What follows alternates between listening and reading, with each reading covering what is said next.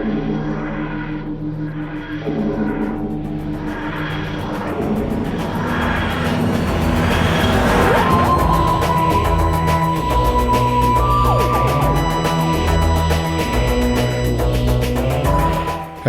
Who fans, and welcome to the Big Blue Box Podcast. My name's Garry. My name's Matt. My name's Harry. My name's Adam. And my name's Jordan. And welcome to the February Roundtable. Yay! Smashed it.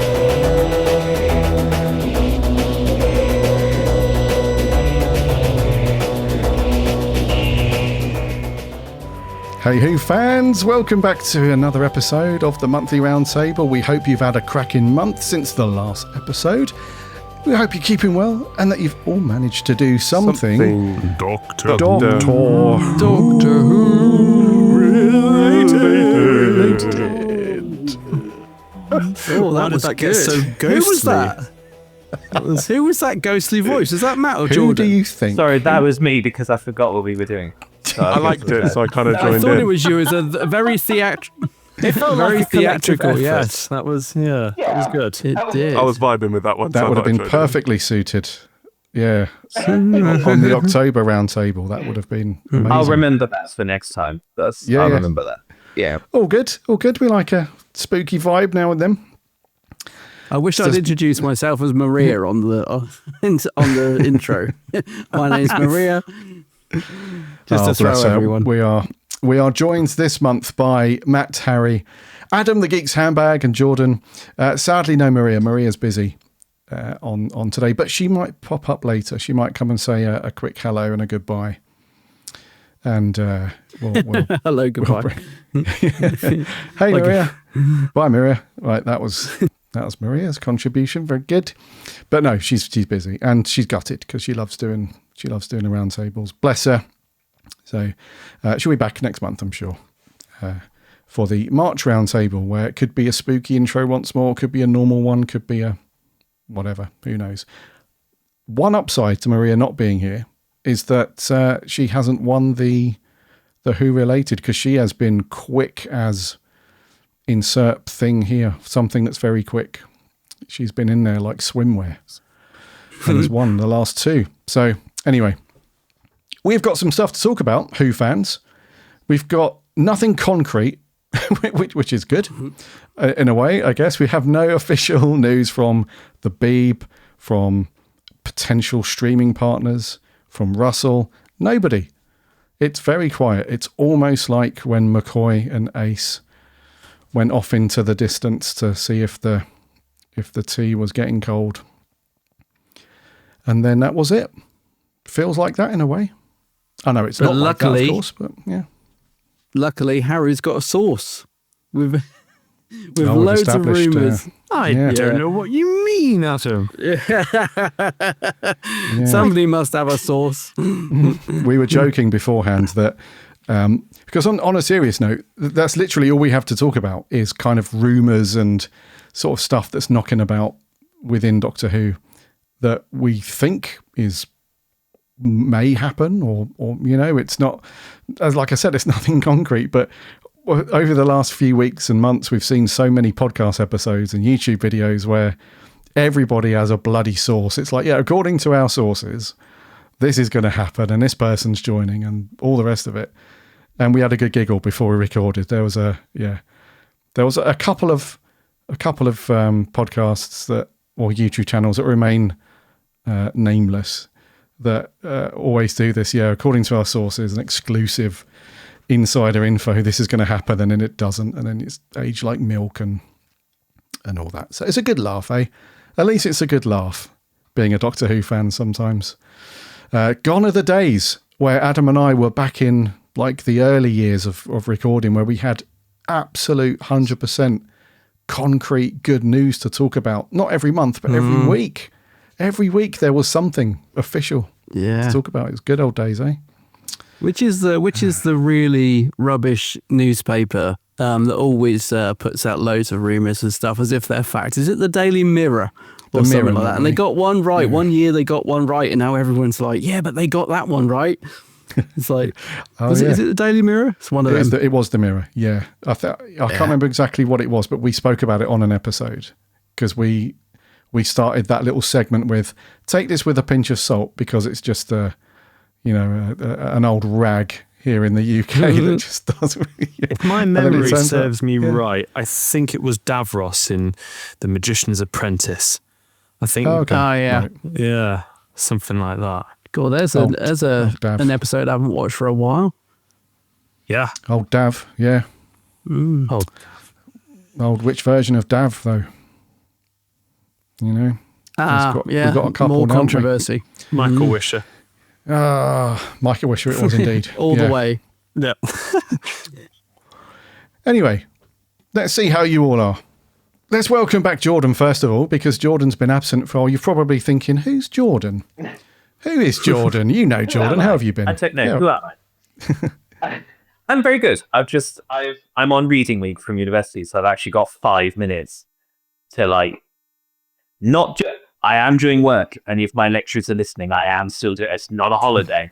It is a holiday. But yeah, no, I'm good. Yeah. Cool. Yeah, Jordan's been busy bee. Jordan was I don't know, if you were to give him a job title, it was like, assistant editor of the Big Blue Box at one point. He was just churning out hundreds of reviews and articles and was on all the roundtables and everything. And then he just vanished. And everyone was like, where's Jordan? But yeah, Jordan went back to uni to study acting and is doing very well. Yes, thank you. Yes. Yeah. Firsts and 2 1s. So we're doing really well. We are doing well. Good. Just hope it continues now, but we're doing really well. Just want to put this date out into the ether, into the web, the interwebs. Tuesday, the 17th of Feb. We're saying it here on the podcast. We joked about it earlier, but if or when at some point Jordan becomes the next Doctor, this is where we said it. The 17th of Feb 2026. Yeah. This is where we said it. Because we're going to be at a convention, all of us, and we're going to be like, we know the Doctor. And they'll be like, no way. Right, fire up the Big Blue Box, the February Roundtable 26. Yeah, there you go. I would love that because I've already got a picture with Jordan. I could say, look, I've met the Doctor. It's a bit like you don't have to pay a fortune either. Yeah, free selfie. It's a bit like, when Chris Marshall was constantly rumoured as being the next Doctor. And the only reason I wanted that to be true is because I've got a selfie with him. I was like, yes, let it be him so I can say I've already met him. So yeah, I've got that selfie lined up, Jordan, ready for the big announcement. Amazing. So we've all got pictures with Jordan completely free. Yeah. Jordan, just don't be alarmed if in May I give you a picture of yourself and ask you to squiggle on it. And you go, what's this for? And I was like, in a few years' time, it'll be worth something. You know what? I have actually been practicing my autograph. When I was working over the summer, I was at Primark, and whenever I would have to sign a delivery in, I would do the most elaborate blooming autograph you've ever seen in your life. And I was like, just in case I will be prepared. Well, actually, Jordan, you have had a series of professional-looking shots done in did, headshots, yeah. So when we get to the Capitol event in May, Jordan's going to turn up with this little decorator's table with a black cloth over it and a chair. We'll be like, what are you doing here? And a massive stack of photos. So anyway, Jordan's doing very well. We wish Jordan all the best. You've got another year and a half, I think, or something like that. So yeah. That's Jordan and what he's been up to. Matthew, how have you been, buddy? Hello. Yes, very well, thank you, Garry. Been quite busy with one thing or another. I've been spending a lot of time recently. Well, I am getting married this year. Yay! I have been taking a vow. Yes.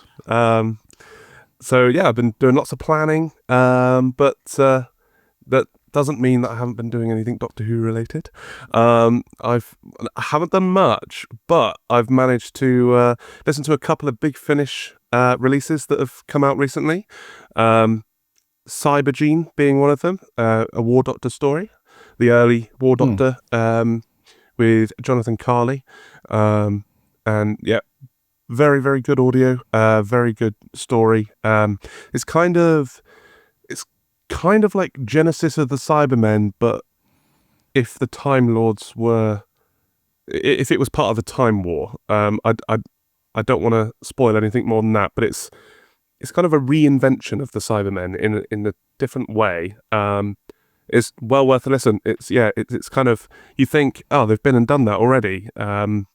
Spare Parts comes to mind, but it's completely different sort of way around it that they go, and it was really engaging.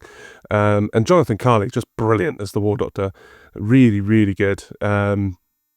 You kind of, it was almost...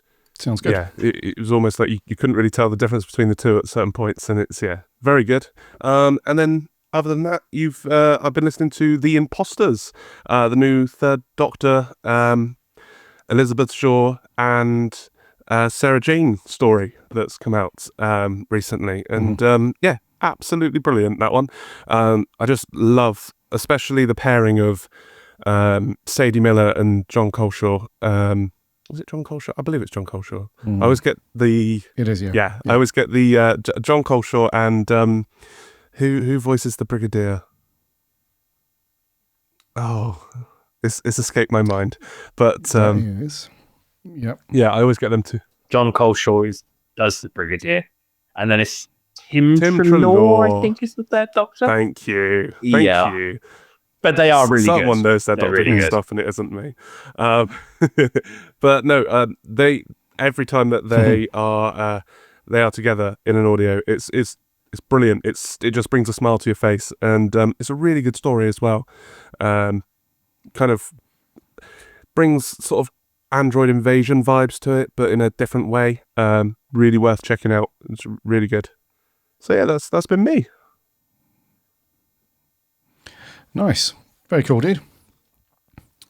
Can imagine you're listening to some future wifey in the background. Matt, can I get your opinion on this venue thing? You're like, I'm busy. Is it going to be a Doctor Who themed wedding, Matt? Is it going to be like a TARDIS cake, or are you going to be dressed up as a Cyberman and a Dalek, or... I have been preaching for this idea for a while, and it has been met with a very enthusiastic no. But I'm sure I'll squeeze something. Because you know when Garry got married, he was... You know when Garry got married, he was dressed as C-3PO. So you got to... Do you know what? Pictures, all that didn't happen. But I could see it. If you could... Gary's wedding was like, the end of A New Hope, Star Wars, that when the ceremony bit at the end where they get the gold medals, that's pretty much exactly what Gary's wedding looked like. That's what I'm told. Brilliant. Shove off, you. That's how I imagine it. No, but I'm sure I'll sneak something. You know that... something Who related. Yeah, you know that Matt's girlfriend is like, will you lot shut up? We are not having a Doctor Who themed wedding. Stop putting ideas in his head. But that's cool, dude. You've got the plenty of planning to do and all that. So, yeah, nice one. But you're sneaking in some Who, though. It's all good. Harry, Mr. Garry. Shakespeare, how are you? I'm all right, thank you, Garry. Gearing up for a house move. So I've not really done anything Doctor Who related. But I have done something Sarah Jane Adventures related. I've been going through that again. And nice. I love it so much. I know. What a time, eh? What a Sarah time. Jane What Adventures. a time. I remember being there after school, because I'm that young. And Shove off as well. sorry. No, it's just every time I go back to it, I forget how wonderful it is and how just consistently good that program is. And Elizabeth Sladen is just wonderful, and the ensemble as well, like the Attic crew are just brilliant. And there's some really good ideas. It's so scary, like for a children's show. They really kind of push the boundaries of that one, but also it still feels safe. It still feels like at the end, everything's going to be all right, and it fits very, very nicely on children's BBC kind of thing. So that's just been great. I've just watched the Wedding of Sarah Jane. With David Tennant. Is it Matt Smith or David Tennant? David Tennant was in that one. I kind of I want to keep going, but also I know that eventually I'll get to the end of it and there'll be no more new ones. But I have been thinking, well, there is the Rani Takes on the World Big Finish, which I could purchase, which I'd be very interested in listening to. And I believe Matt did a review of it at one point. And you liked it, right, Matt? Yes, yeah, absolutely. It's perfect in the best possible way. It kind of honours the Sarah Jane Adventures, but it's its thing in its own right. I have kind of asked Big Finish on multiple occasions if there'll be more coming out, and I've met with a stony silence. So I live in hope, but I think somebody else did the second box set. I believe it was Jordan, or it might have been Maria, but I know somebody reviewed it. But yeah, they're both are absolutely brilliant. That'd be so cool to listen to, because I always thought, like, as much as you can't have the Sarah Jane Adventures without Sarah Jane, I always thought that like Luke, Clyde, Rani, all of them guys could carry a show on their own kind of thing. So whether that continued like in audios or books, that's something I've always been sort of interested in. So yeah, I might give that a listen at some point. That would be really cool. Yeah, I don't think they're going to make any more though, which is unfortunate, because I think it was in the Vortex magazine, and I'm not quoting it here. I'm not sure if I've got it 100% right, but I think, that they're saying that series like Rani Takes on the World, and also I think Smith and Sullivan, aren't exactly big sellers because they don't have like doctors in them and that kind of thing, so they're less likely to make more of those, which is a shame. But yeah, better than nothing, I suppose. So yeah, Sarah Jane Adventures, been watching that, been having a great time. And I think, yeah, when you're going through like a big life transition, like moving house and whatever, watching something really nice and familiar and comforting like that is just perfect. So yeah, that's me. Agreed. I think it's just very nice. Just worth noting that we don't know for sure. I mean, last time at the Capitol Cutaway, because that had just come out around that time. I think it was the second one. I spoke to one of the Big Finish employees that was there, and I said, dying for more. Can you give me anything? Is there going to be any more? She kind of looked at me a bit funny, sort of winked, and said, "Don't quote me, but I think I can safely say yes." However, that was a year ago, so. And nothing's happened, so I don't know. But well, they're going until 2035 now, so they got plenty of time. If it's a budget thing, they can save the pennies. Come on, Big Finish, give us what we want. Nice one. They normally record with like years in advance as well, so if she gave you the little wink and nudge. They've got Tom Baker stuff banked up for years, haven't they? I remember they said they've got audios with Tom in the vault ready to release for the next 5 years, I think, at least. Mm-hmm. So yeah, they do record quite a bit in advance, yeah. Nice one, Harry. Bit of SJA. You guys, bit of Big Finish and all that. Very good. And lastly, the Geek's Handbag, Adam himself. He's back on the podcast. How you been, bud? Yeah, I'm good. I can keep mine short and sweet, mate. I've done absolutely nothing Doctor Who related. I'm afraid the show's dead to me. No, not really. I just haven't. I'm afraid life's been getting in the way. I've been back and forth to the UK, packing up my house, and then moving back here to the US, and I just haven't had time to do much at all. So, yeah, short and sweet for me. I mean, all is good, all is well. But the last thing I watched was the Fish spin-off. Which still hasn't aired here in the US, by the way, Land Between the Sea. And actually, I really wanted to jump on for the second part of the podcast, the roundtable, where you guys finished up your overall thoughts on the Fish spin-off. I think most of you, from what I can gather, kind of enjoyed it for the most part. That's the vibe I got from our WhatsApp chat. I think it's only me and Maria that were sort of really down on it and what a rubbish finale and all that sort of thing. So yeah, I have to say it did it did fizzle out for me, the spin-off. I thought it started off really promisingly, and I don't know. I may give it another rewatch at some point, but yeah, I found the finale really disappointing. So that's the last sort of Doctor Who thingish I've watched, I think. I haven't listened to a Big Finish in ages, you know. You guys talking about Big Finish. I used to be really, really into the Big Finish stuff. I used to buy like 3 or 4 audios a month. And, you know, it used to be a thing. I'd go on the website, see what was coming out the following month and pre-order it.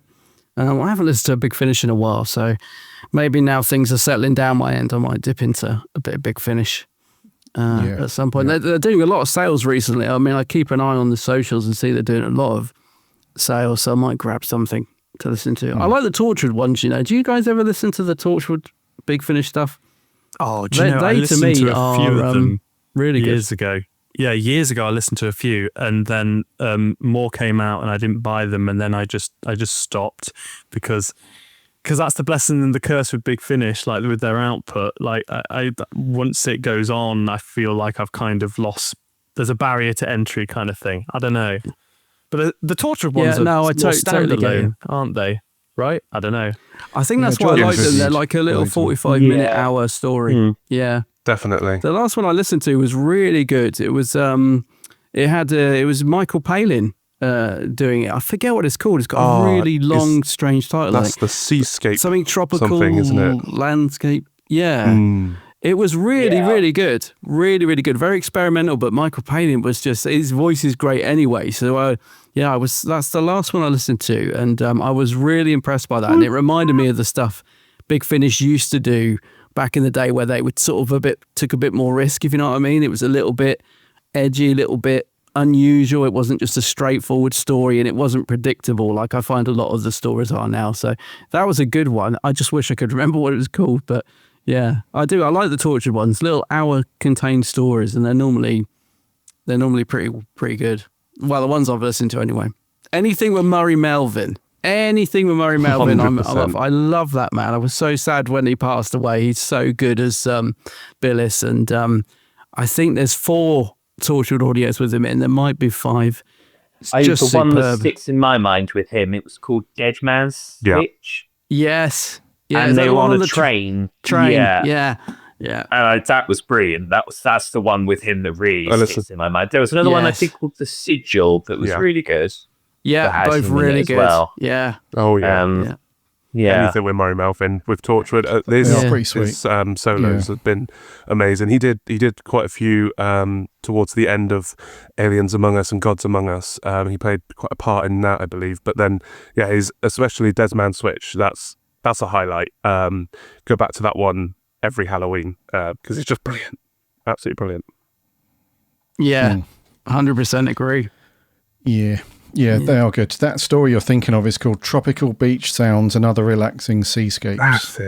That's it. I knew it was a really long title. Yeah, it's a good one. That is good. Yeah. Torchwood have got some really interesting out there titles. The one that sticks in my mind is something about the people you kill in Middlesbrough, I think was the title of one story. Which is, that was weird. I think that was I'll tell you the one just to... Not good. Not I think that was a Tracy Ann Oberman one, wasn't it? I think so. Yeah. Yeah. I'll tell you the one that doesn't leave you if you've listened to it is Corpse Day with Bern Gorman. That is dark as hell. Have you guys listened to that one? What's it called? Corpse Day? I think it's Corpse Day. I'm pretty sure it's Corpse Day. Is that the one with... There's another one with him that's really good as well. I can't think of the title. Corpse Day, is that the one with... He's in the women's prison. He's the doctor in the women's prison. Is that the one with Andy Davidson as well? Sorry. Yeah, Corpse Day, yeah. It's very dark. I wouldn't recommend it as the first one you go to. I mean, I thought it was excellent, but I don't know I'd ever listen to it again because it was really disturbing. But it was very well written. It's James Goss, I think, wrote it. But that's probably the darkest Torchwood audio I've listened to. I was a bit freaked out after I listened to that one, but it was good. But yeah, maybe stick to a lighter one if you're diving in.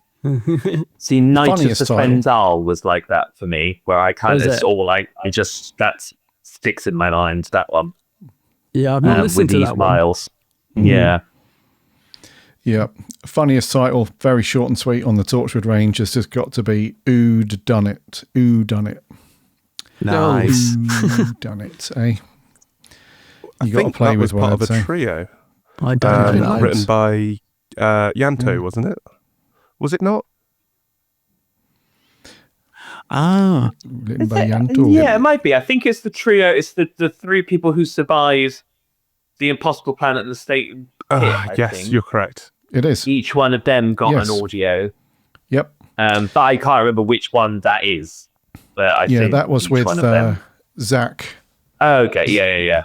That Survivor, yeah. And then you're right, you got the other stories for the other ones, yeah. Huh. Pretty good, the old Torchwood range, isn't it? It's such a now that we're talking about such it. a shame that We'll it's have to coming check to an some more end. out. Yeah. I know. I thought they would just carry on forever. Those ones. What was the one with Yeah. Ace like? I think it was called Sabotage. Was that any good?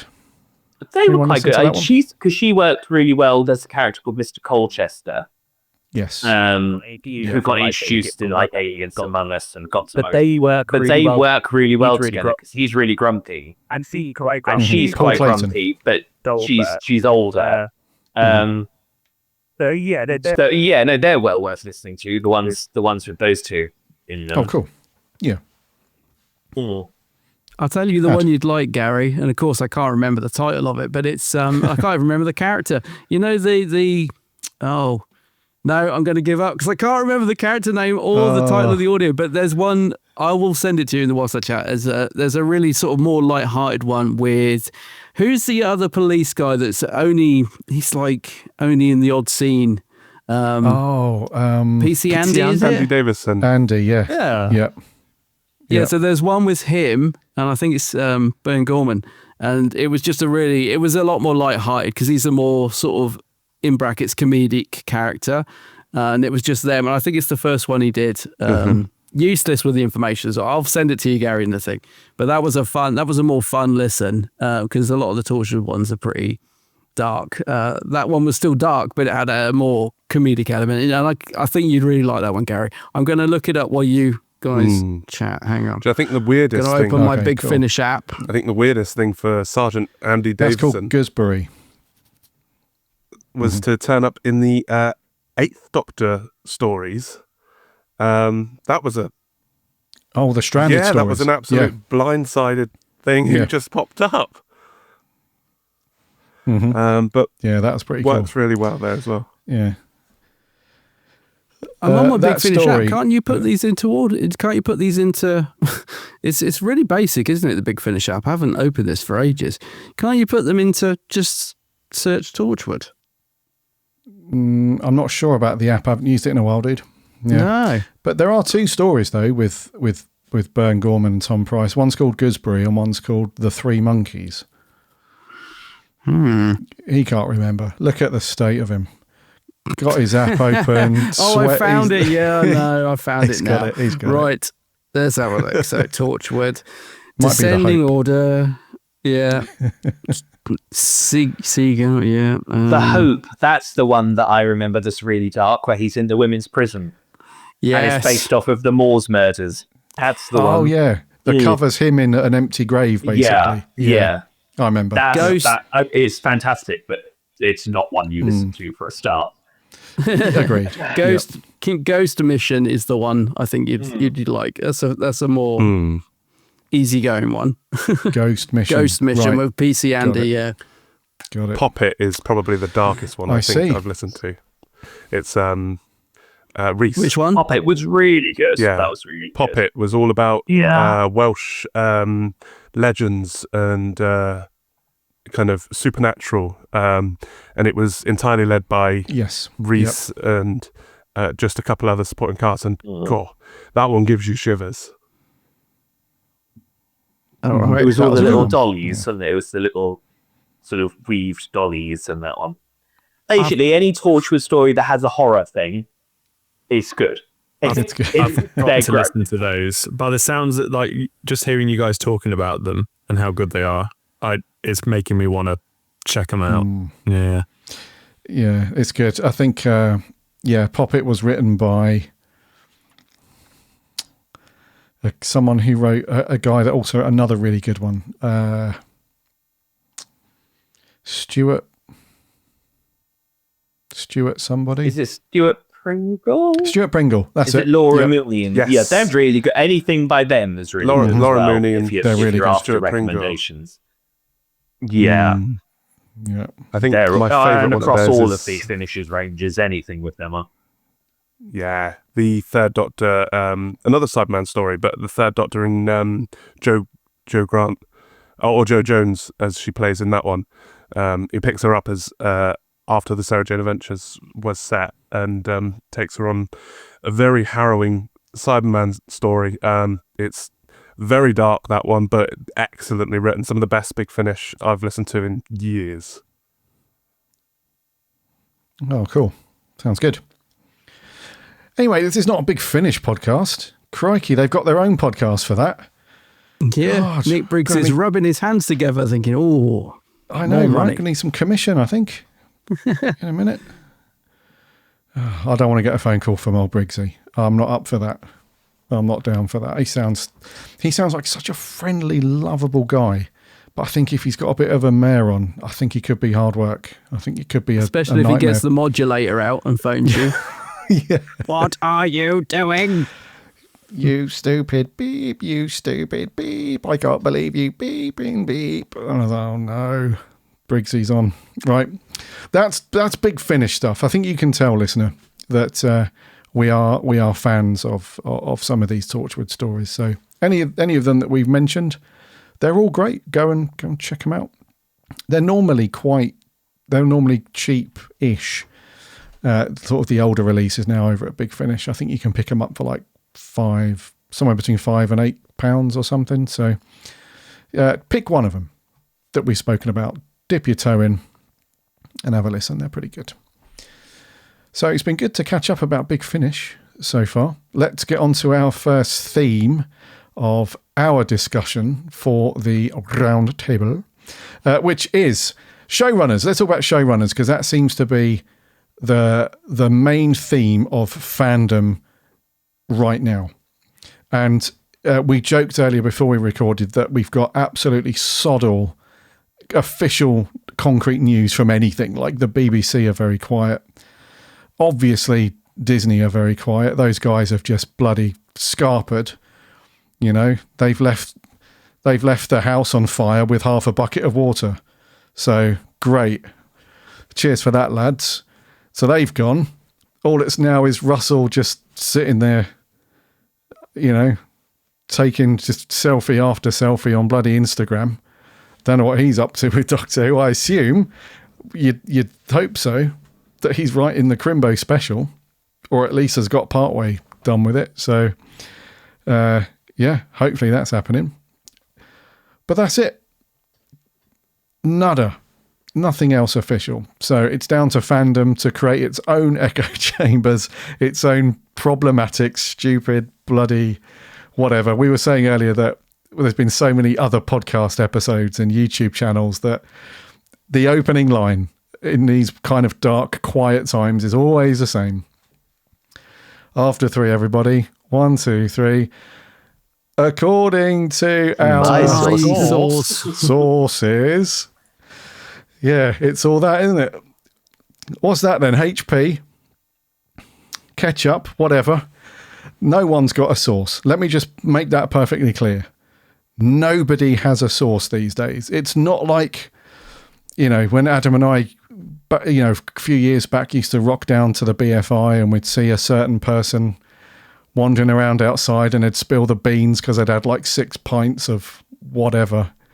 You know, that would be we have spoken to a source because we've spoken to them face to face and they are, you know, working at the BBC or they're a writer or something like that.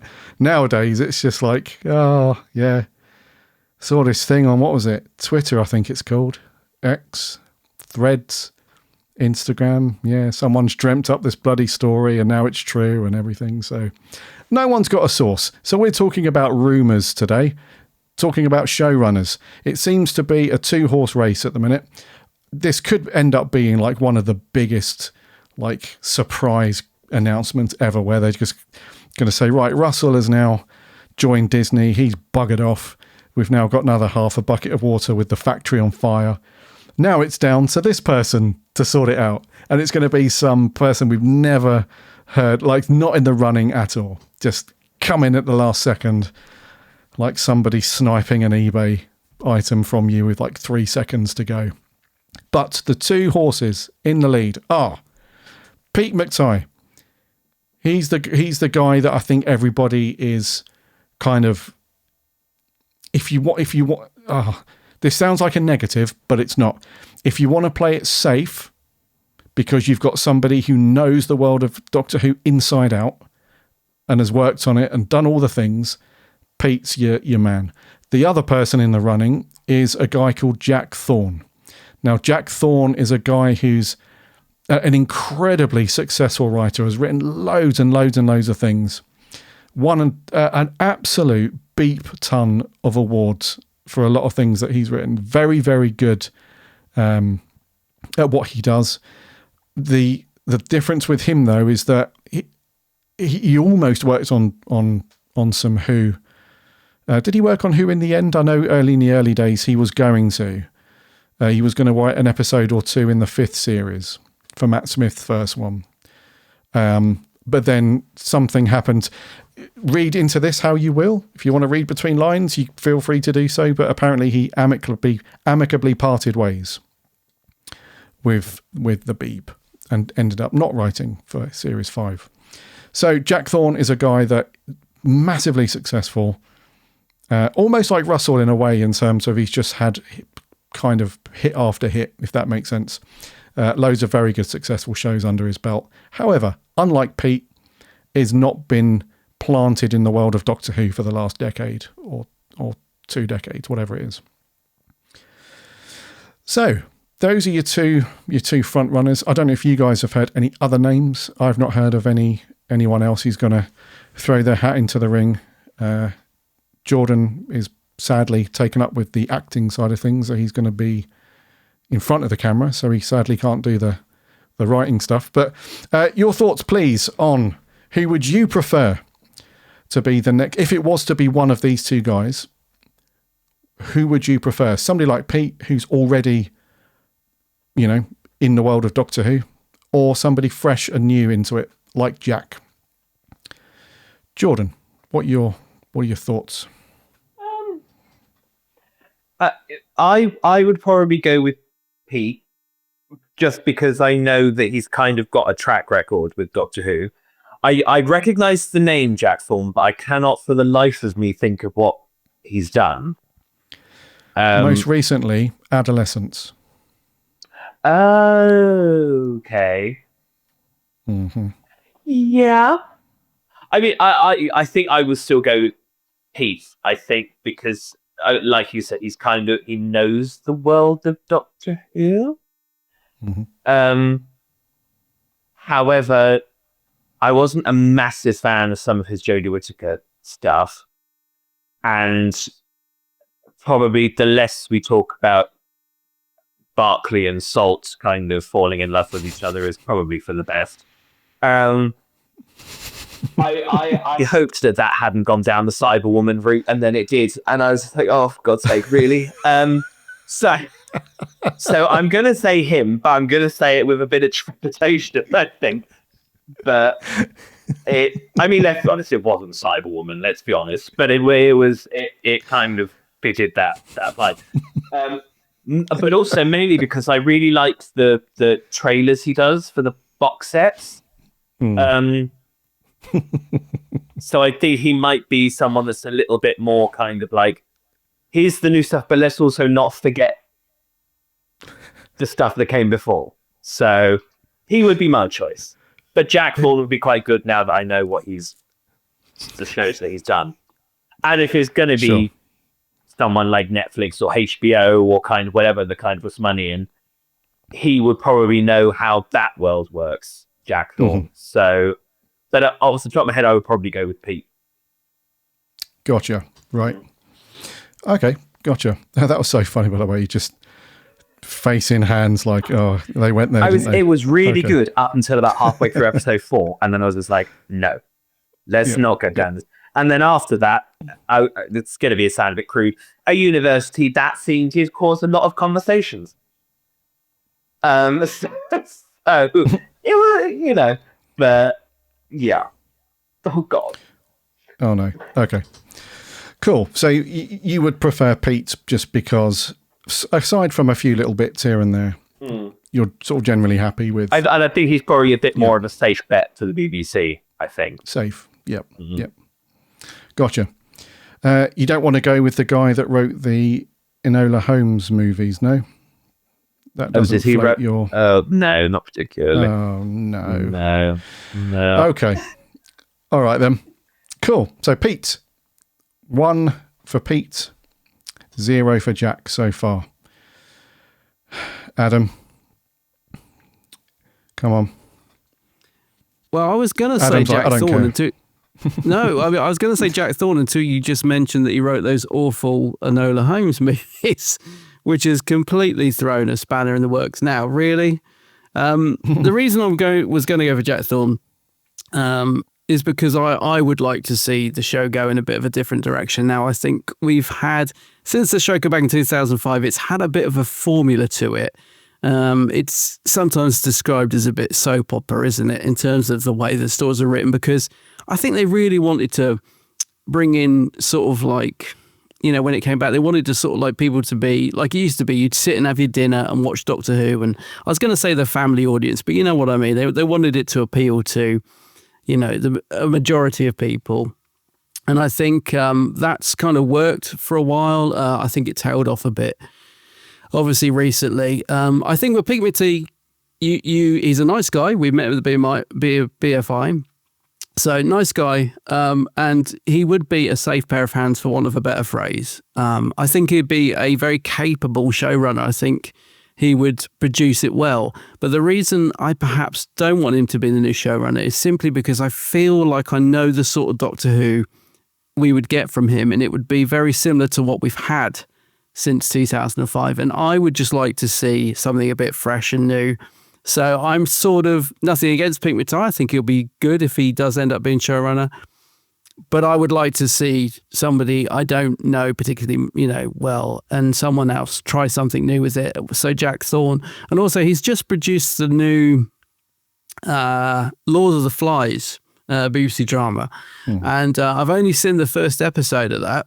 And it's pretty weird and a bit unusual, and it's trying new things, and I think it got a lot of complaints because of that. People were saying, what's all this fisheye lens stuff about and all this, and it's very slow and it takes its time, and but I kind of respect that because it's not afraid to challenge a viewer to actually watch something rather than just, you know, like Russell said in recent interviews, have sound bites and be very fast and zany and fun, and it's taken itself very seriously. So if we were to get something like that from him with Doctor Who, I think that's the sort of Doctor Who I'd like to see us get, I think. But I don't know. I mean, is he the right man for the job? I don't know. I don't know enough about him. But I just would pick him because I'd like to see someone completely fresh that's not been connected to the previous eras have a go and try something new. So I'll probably go with Jack Thorne.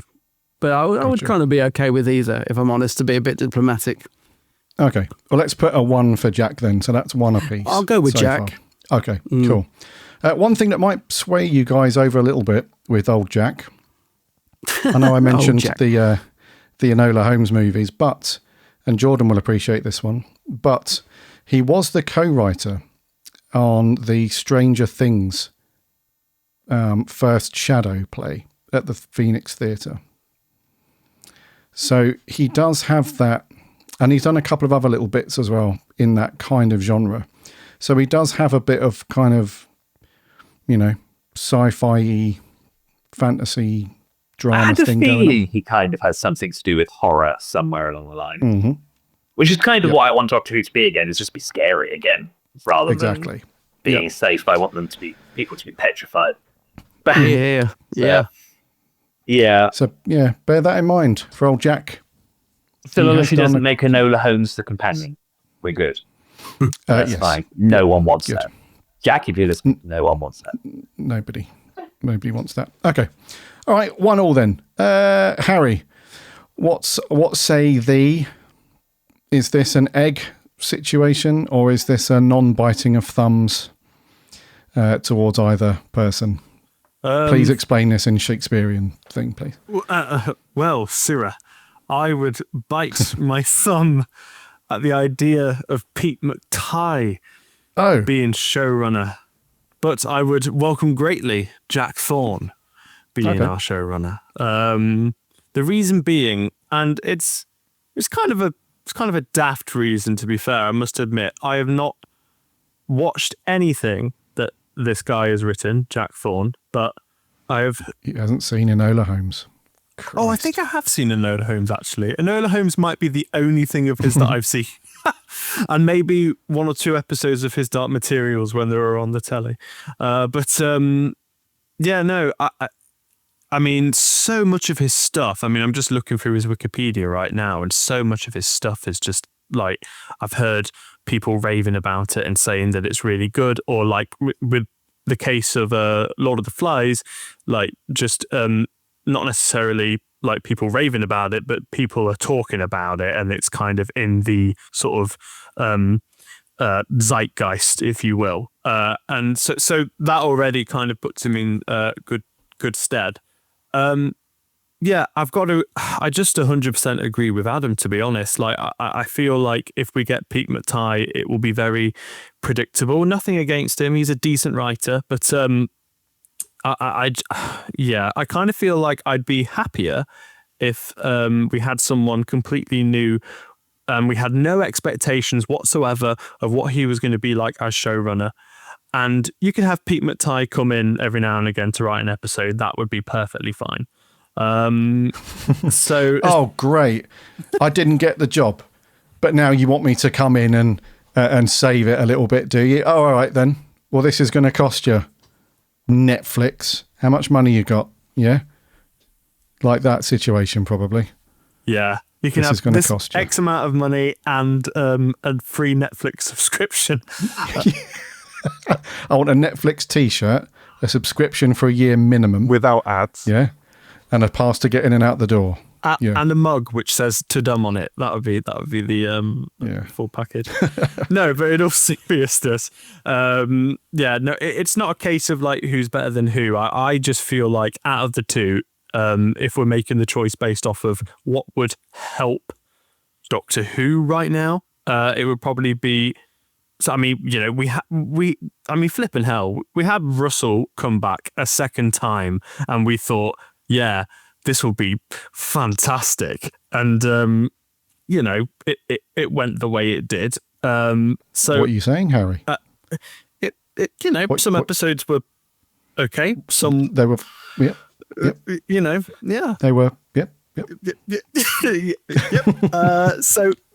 I just think someone who's never written for the show before, and also has a pedigree of writing some really successful stuff. I think off the basis of that, I'd go for Jack. Gotcha. Right. But that's if it's either of them. I mean, it could be Mark Gatiss might rock up and say, "Surprise, guys, it's me." That is a possibility. Yes. Okay, so 2-1 in Jack's favour so far. Matt, hit us with your wisdom, please. What say thee? Well, I don't know about wisdom, but you know what? I'd never heard of Jack Thorne before. Actually, you said it today. I hadn't heard this rumour. I'd heard about Pete McTighe, but not about Jack Thorne. Do you know, Pat? Because you haven't got any sauces, mate. That's the problem. I know. I need to go shopping. I've run out of ketchup. I've run out of mayo. It's terrible. Just go on Reddit. Yeah. You'll be able to find someone on there. With a sauce. We won't name names, but you know, a few people at Bad Wolf have probably lost their jobs by being potty mouth on there. Sorry, Matt. Continue. But I would say, looking at his IMDb, I would probably say Jack Thorne, actually, or someone as different as Jack Thorne. I didn't know if we were going to be looking at who we thought would make good candidates. So I had a couple of other ideas, but Jack Thorne, I think, he's fresh. He hasn't got pre-existing notions and ideas of how it should be. He can come into it with a fresh mind, take it right back to basics, which is, I think, that's exactly what the show needs. It's so caught up in itself that it's kind of forgetting that it's just a man with a box, exploring time and space with a few friends. It's got so much more than that it's getting stuck. Anytime it tries something new, it's getting stuck. And I think someone that's been in that world for so long, like Pete McTighe, or Teague, I'm not quite sure how you say it, but would maybe fall into the same trap. I love his work. I think especially the collection trailers, I think he's put so much heart and soul into those, and they're beautiful. However, I think a completely fresh face for going forward for Who is exactly what it needs. Yeah, like Harry was saying, I think with Russell T, we were so happy. We fandom as a whole just lit up, I think, majoritively when he was announced as coming back. And careful what you wish for, I suppose, because to not put too fine a point on it, it's not been the what are you saying, reunion that we hoped it would be. What are you saying? I'll put it bluntly. I was expecting a lot more from the man himself. Yeah. And it left me feeling a little bit disappointed. We all were, yeah. But remember when Adam and I spoke on whatever episode it was when that news became official, because we spoke about the various rumours leading up to it, not that we had sources or anything like that, but when we got to the actual news, that when it was confirmed, we were like, this could be amazing. This could be like a victory tour for Russell already. And we were like, we're not going to count all the chickens just yet, but this could be a great decision. And now look. I remember us saying as well, one of the things we kept saying about Russell is how good he was at writing characters. I remember us specifically saying that, one thing we can rely on is that Russell's good at writing characters. He draws you in. We didn't really see much of that at all from him in the RTD2 era, which is really disappointing, really. I'll tell you one of the reasons I think that Jack Thorne could appeal to the BBC as well is because they will love the fact that he's got that massive hit of Adolescence. I mean, that thing was huge. They would, that's a big sparkly hit, and so I can see why if he is in the running for it, they would think, oh, Adolescence writer, yeah, we want that. A bit like when Chibnall came in, he had Broadchurch. You can see why the BBC might have been excited. Oh, the writer of Broadchurch, yeah, we'll have him. Obviously, we know how that works out, but so I can see the same thing with Jack Thorne. Well, I have to say, thanks to RTD2, the Chibnall era is now not my least favourite era of Doctor Who. So, I think, I can see why he would appeal. They would be looking at that thinking, You're looking back on the Timeless Child with some rose-tinted glasses now, are we, Adam? Well, someone reminded us that we gave, I think we actually rated Timeless Child really highly, me and Garry. I can't honestly remember, but yeah. We did rate the story reasonably well because it wasn't too bad, the actual episode and the story, but in the episode we did dive into the Timeless Child bit and we were like, this is making us feel a little bit uncomfortable. This is a little bit, we're not sure about this bit. So other than that bit, I think we rated the episode reasonably well. You both gave it a 9 out of 10. Yeah. I was going to say, I think we rated it high. Yeah. One day I'll go back and reassess the Chibnall era. I'm just not ready for it yet, but one day I will go back. I'm sure he feels better though. Now that he's, by default been bumped out of the bottom spot, I'm sure he feels pretty good about that. Yeah. Now he's joined the mothball on the sofa. Come on, Chris, come and grab yourself a glass and sit down with me. You've done your stint, lad. It's like, I told you this would happen. Christopher, come and have a glass. look, look over here. Look at these guys clamoring to be showrunner. They don't know what's coming. I told him. He's got Pete told McTighe Russell, on the phone. You've already had your turn. He keeps asking me back, you know. He keeps 100% and things, and I say no every time. But yeah, those two are just like, just waxing on the good old days, but really thankful that they're not involved in it anymore. So, okay, I think this is a 3-1 situation now. 3 for Jack. I would say so. 1 for Jordan's faith in Pete is holding strong. Sorry, Pete. I tried to defend you, but there's a reason why I will never play a judge or a barrister or anything like that. Because I thank just quickly, I'm going to go with neither. I'm going to say I don't want either of these two to be showrunner. Because I think the reasons that... don't worry, I don't have another name to throw in it. I'm just saying in general. I'm just not up for either of these two. I think they are both very good. That's not to take anything away from them at all. I feel like Pete is the safe bet for...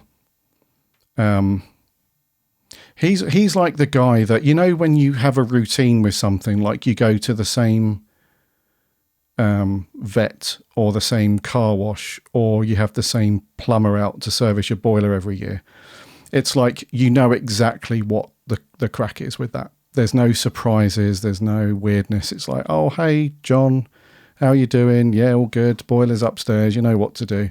It's that kind of situation for me. And with Jack, I feel like Netflix are playing it safe, but for a different reason. It's like, well, that's surely to bring in the viewing numbers, because everybody loved Adolescence and some of these other things that Jack's done. This is bound to be like a stepping stone into viewers for Doctor Who. So it's like a safe bet for that reason. What I would love to see, or the kind of person I would love to see, is not these two, because they're not quirky enough. There's no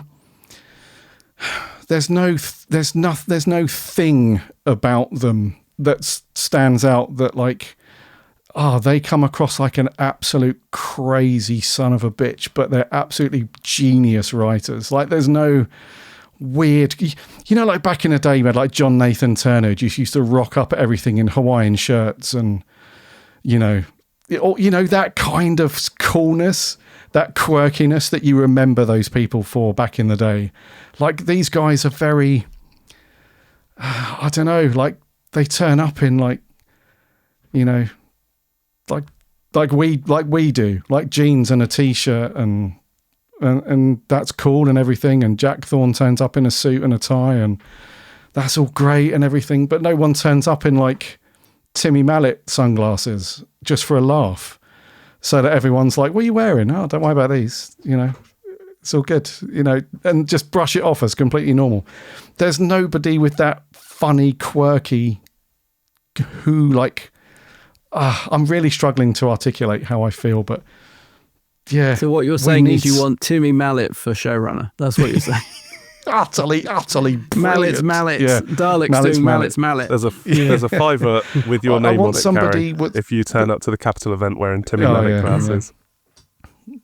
Timmy Mallet, there you go. Yeah, but you know, I feel like we need someone who's going to be as much of a celebrity for the right reasons behind the camera, as well as the people in front of the camera. If we think back when Moffat was showrunner, we had such a great connection as fans with him as showrunner. Like, didn't really hold much back other than like the big spoilery plot points. We got info and news and pictures on all the things, and we had stuff to talk about, and he was just brilliant with fans and stuff. You know, it was really cool. But I feel like, you know, that stuff has been eroded slowly. And now we're going back to the days of, nobody can bloody say anything. You can't say... what I mean is you can't say anything about the story, even if it's very slight, you know. Like, oh, that extra over there's got a waistcoat on that looks vaguely like, you know, Matt Smith's waistcoat in so-and-so. Is that a link? No, it's not. But then it turns out it is. Like, why don't you just say that? You know, it's not a big spoilery thing that is going to break the show. But everyone, I don't know. Help me, guys. I feel like I feel like the showrunner needs to be the person that is in the minds of all the people when you're not watching Doctor Who. I think is the best way to put it. And I don't think that Pete McTighe or Jack Thorne are that person. So I think if either of those two was to take over, we would have good Doctor Who or better Doctor Who than what we've had. But I don't think we'd have great Doctor Who. And that is the thing. You could be right, mate. I think the reason the reason I lean towards Jack Thorne is I would like Doctor Who to have a bit more of an atmosphere. Like Jordan said about it going dark, and I feel like even though I've only watched one episode of Lord of the Flies, and it is slow, but it's got an atmosphere to it. It's creepy. Like, I don't know what's going to happen next. You know, it's and I would love to see a bit of that edge brought to Doctor Who, rather than just being sort of more. I don't know. It's become very lightweight, isn't it? I think Jordan was saying he wants more scares. I think definitely more monsters and more scares for sure. But I get what you're saying. Yeah, I mean, some of the stories that you and I have reviewed quite highly over the years have been the creepier, scary ones because they've got such a great feel and atmosphere to them. Yeah. And, I mean, I don't know. I think Doctor Who's at its best when you're either... when you've got a character that you love to hate, like when you've got a great character as the Master or a villain that's just unbelievably, you know, you want to see their downfall, but you want to see more of them at the same time.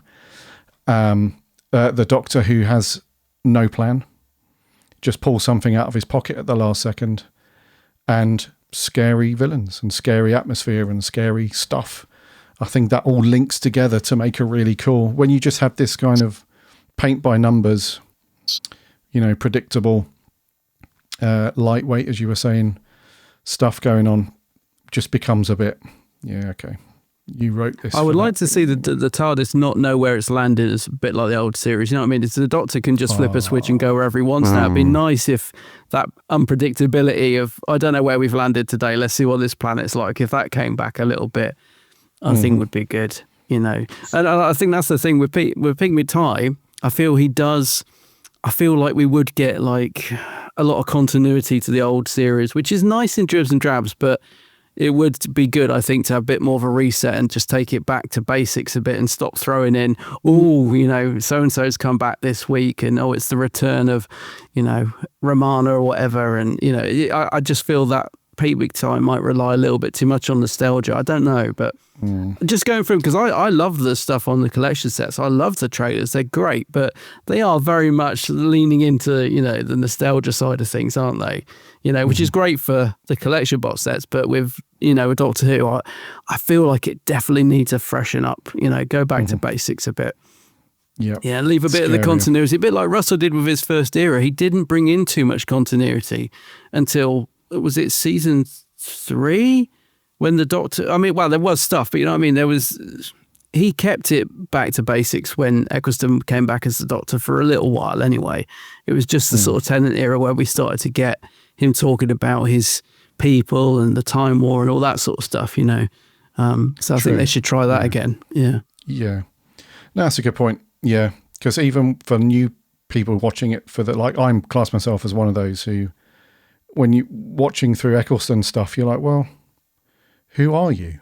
You know, it's such a cool premise where, you know, he leans into the mirror and was like, something about his ears, you know, fresh off a regeneration, but I had no bloody clue what all that was about. And then you just discovered it naturally as, and this is one thing that I'm so envious about when you speak to people who have just got into Doctor Who or they're about to, is that not knowing of any of this stuff yet. You know, they're about to experience all of these things for the very first time, which must be magical. But I get what you guys are saying. Maybe we need a mix of the two. Maybe we need a joint showrunner system, perhaps. Maybe we need Pete and Jack, because Jack seems to do his best work when he's teaming up with other people. Let's be honest. So maybe a writer's room rather than having a showrunner. Maybe have like a producer again instead of a showrunner. Have a producer in a writer's room, maybe. Yeah. And one thing I'm very glad about is that when we talk about scary Doctor Who episodes, not one of you mentioned Sleep No More, which is great because anyone that you did, I knew Matt was going to say something. I was waiting for it, and I was going to say, Matt, I wasn't going to say at the Capitol, I'm going to slap your now slimmer face. I wasn't going to say a word. Slap you around your...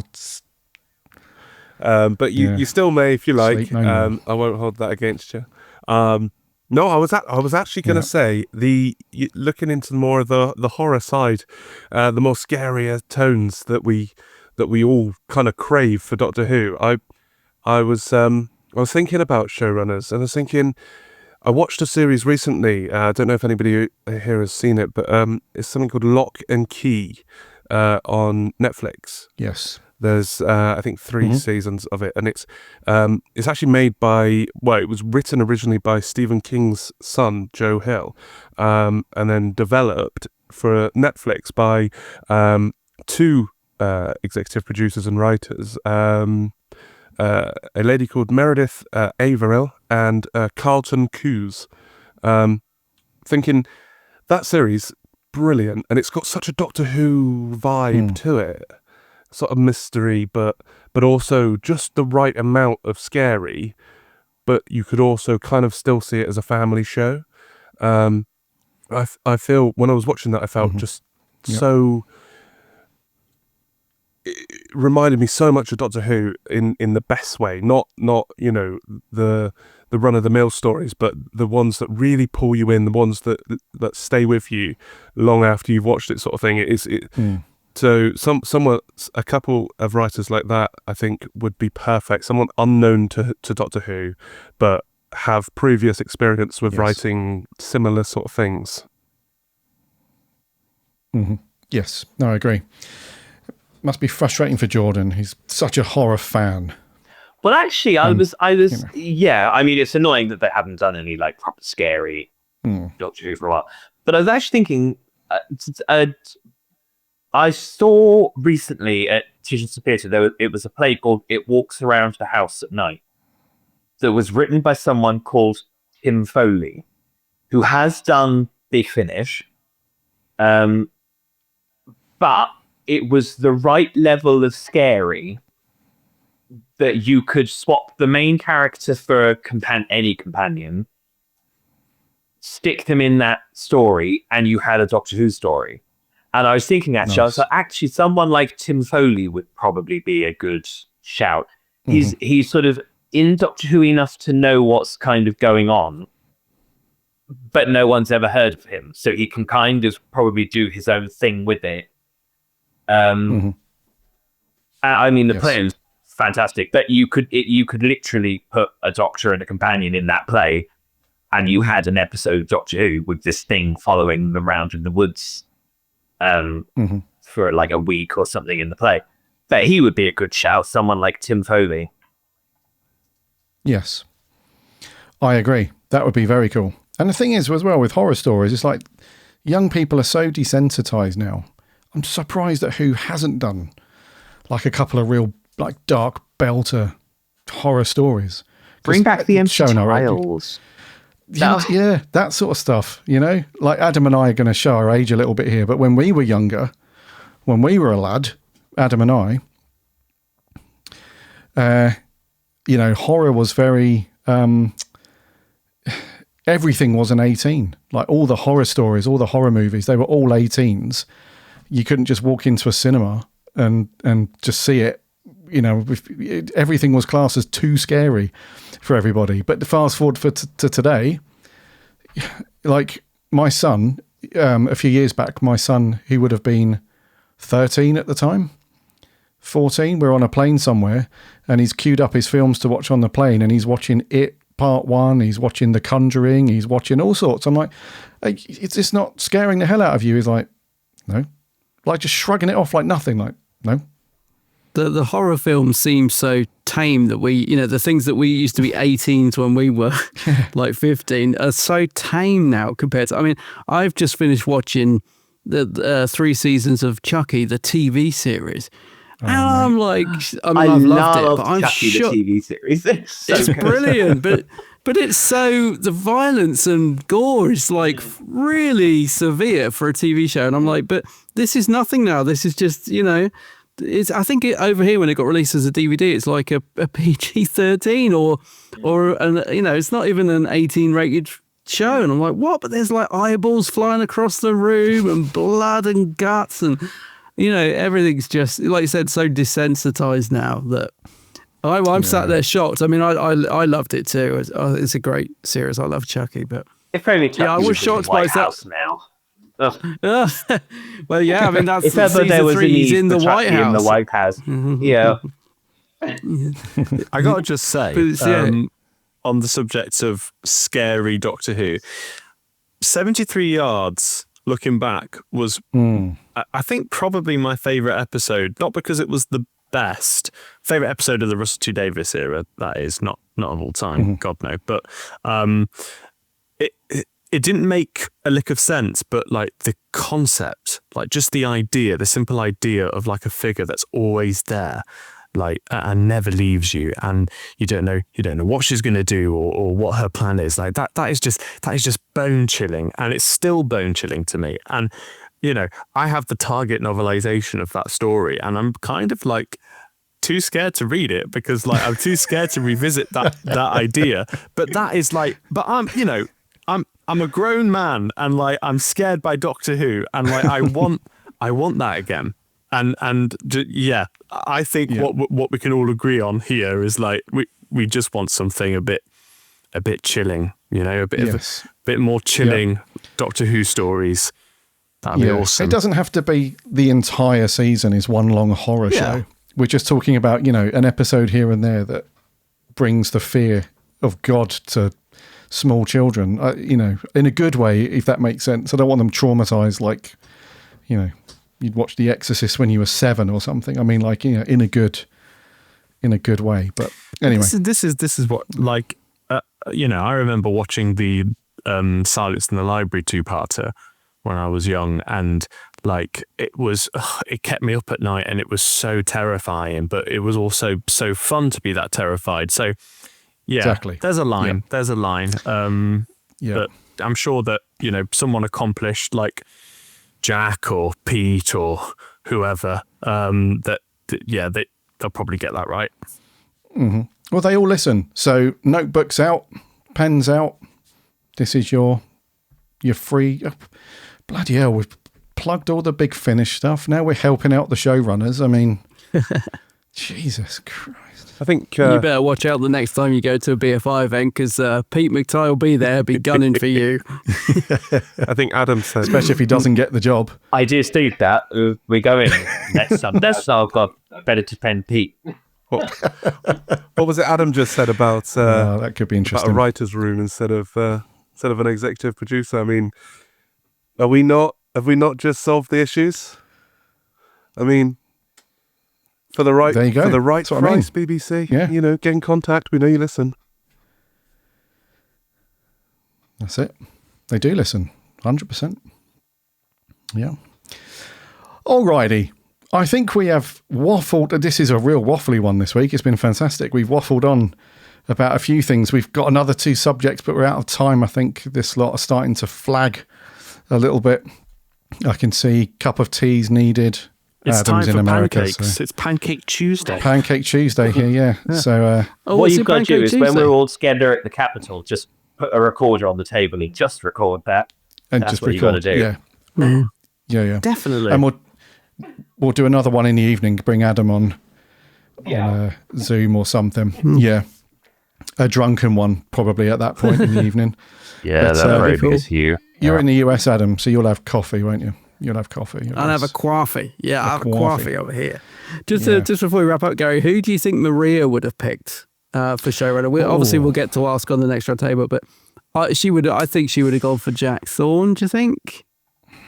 Or do you think she would have gone with Pete? I think she probably would have gone for Jack. I'm guessing. I feel, we'll find out. We'll ask her. But I'm going to go thinking Pete, Jack. I don't know. Yeah? Do you think so? Okay. We'll see who knows her more, I guess. Yeah. I mean, I don't want to get it wrong, but she's pretty scary. Like, she'll give you a backhander for, for a lot of things. So I should have kept my mouth shut. Yeah, she's harsh when she's in the mood to be not trifled with. Yeah, she'll give you a slap for sure.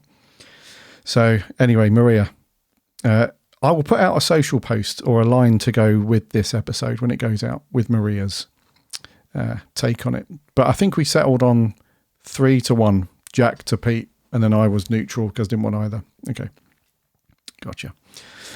Alrighty, Who fans, let's wrap it there, shall we, for the February Roundtable. Alrighty.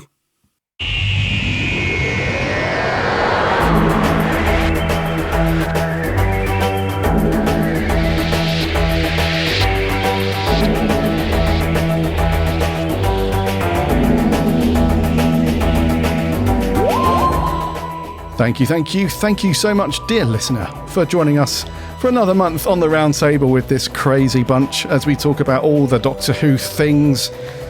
Just one thing in this particular episode, which was who's the next showrunner for Doctor Who. Let us know what you think over on the socials. You can find us over on X, Threads, Instagram, Blue Sky, all the things. Whatever your cup of tea is over there, just let us know what you think is the next showrunner, or who is the next showrunner, and start a conversation over there. You can find links to all that stuff on the website, which is bigblueboxpodcast.co.uk, where you can also listen to all these things for free. And you can read all the articles and reviews from this lot for free.